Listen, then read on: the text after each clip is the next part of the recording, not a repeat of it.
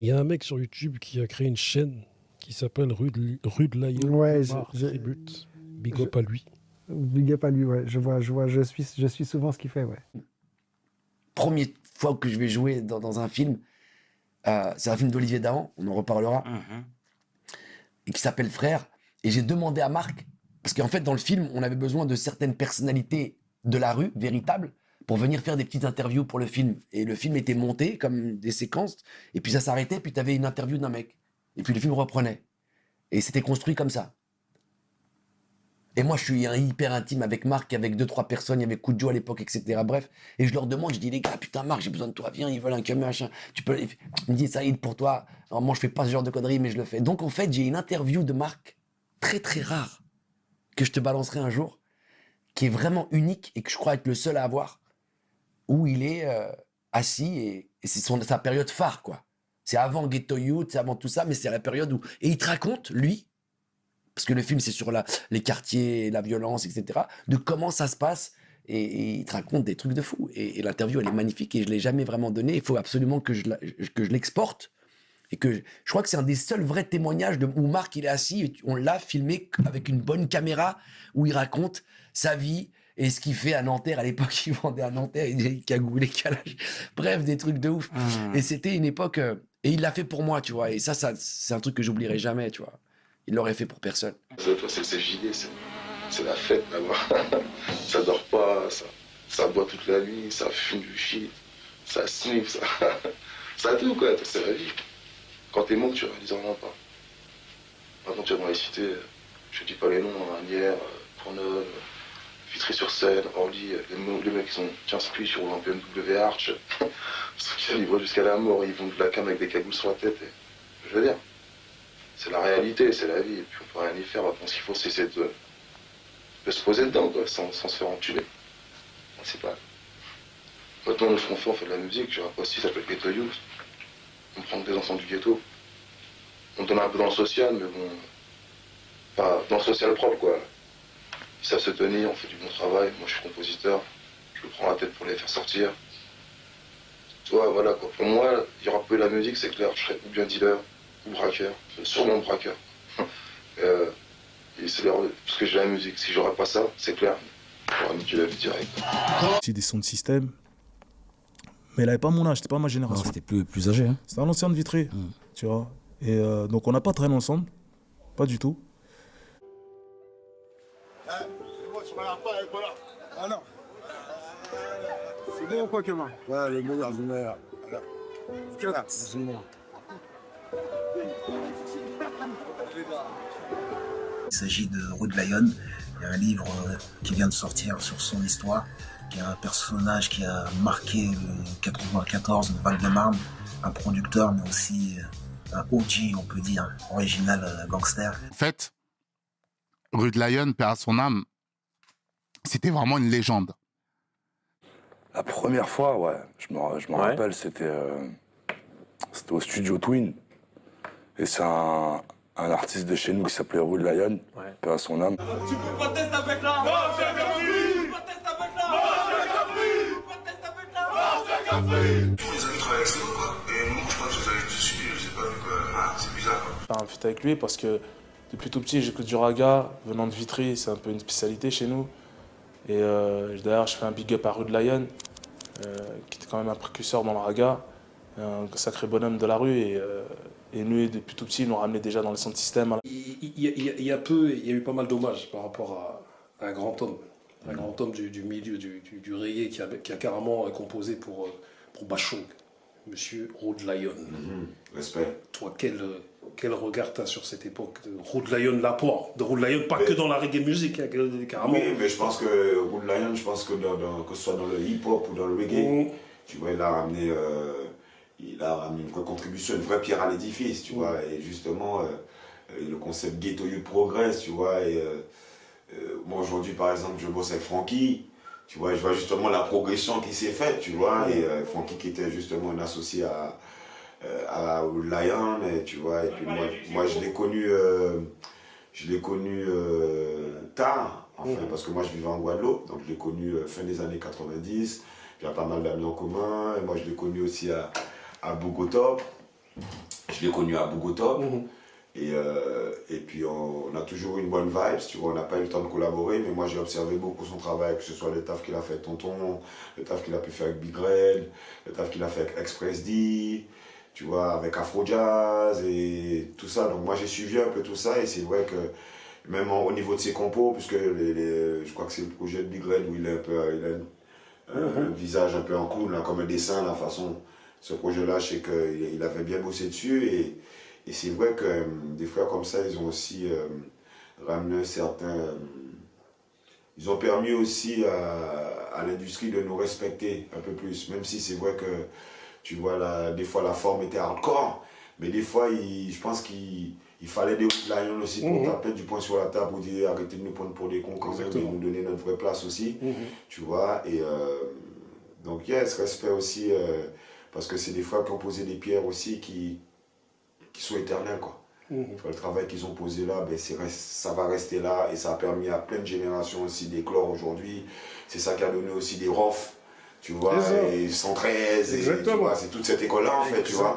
Doudou, tu vois, donc, vu que moi j'ai bossé pas mal avec Bougotop et tous les frères du 9-4 aussi, tu vois, on est très très connectés avec Manuké et tout ça, donc même si on se côtoyait pas directement, parce que moi je suis vraiment de la plus petite génération, mais je sais tout le travail qu'il a fait et l'état d'esprit aussi que ça a ramené aussi en termes d'autonomie, de faire les choses ensemble. Tu vois, l'esprit de loyauté aussi. Et la preuve, on voit, tu vois, quand tu vois les frères de Mafia qu'un Free, comment ils ont évolué, il y a quand même cet esprit de famille qui persiste et tout le monde a évolué quand même dans un bon sens et chacun peut dire que bon, ben, là, il a marqué le truc, que ce soit en groupe ou en solo, et je pense que c'est aussi des fois comme Lion qui ont contribué à tout ça aussi, à s'affirmer, à rester solide face à l'adversité. Bon, c'est personne, compositeur. Ça pue. T'as toutes sortes de rappeurs en même si ça pue. Ah, si ça pue, là, c'est autre chose. Ça pue. Ah ouais, même ça pue. T'as deux sortes de rappeurs en vrai. T'as la classe de rappeurs qui sont les témoins et les victimes de la société, de la racaillerie, de tout ce qui se passe, et t'as les acteurs. Il y a des gens, ils veulent nous faire la peau. C'est pas bien. Parce que vous allez sauter. Parce qu'en fait, Rude Lion, par exemple, tu vois, c'est une personne qui a beaucoup cru en moi, qui m'a beaucoup protégée en disant hey, cette petite meuf-là elle est sur Paris, mais c'est une déterre, faut croire en elle, etc. Il est décédé très vite, hein, tu vois. On a malheureusement passé que trop peu de temps ensemble. Mais du coup, tu veux aussi faire honneur pour ça, tu vois, et te dire hey, vas-y. Il y a eu des morts, en fait, dans cette histoire, des vrais passionnés qui ont cru en moi. Je pense que le mec, il a jamais fait de solfège. Et le mec, il savait jouer du piano. Moi personnellement, j'avais jamais vu ça, quoi. Et il faisait aussi des instrus, quoi. Il était beatmaker. C'est lui d'ailleurs qui a produit le premier album de Big Red, Redemption. Donc ouais, Rude Lion, c'était un gars très talentueux. Il était aussi musicien avec Tonton David pendant sa première tournée. Et ouais, c'était un gars qu'on respectait beaucoup dans le milieu. C'était un mec, bon voilà, il a fait des choses qui n'étaient pas très, on va dire, positives, si on peut dire ça comme ça, mais en même temps, il nous a fait tellement du bien. Il nous a fait tellement du bien dans le mouvement. Quand il était là présent, quand même, c'était vrai, c'était real, il y avait moins de faux. Et le reggae se portait mieux quand même quand Rude Lion était là, malgré ce que les gens disent. Et vous étiez cool tous les deux?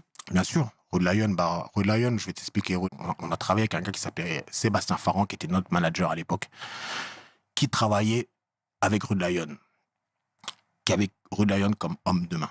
Et donc de là, quand on a fait notre premier clip, c'est pour ça que Rude Lion est dans notre premier clip Bleu, Blanc, Rouge, qu'on a fait qui a été produit qui a été réalisé par Joe Star. Exactement.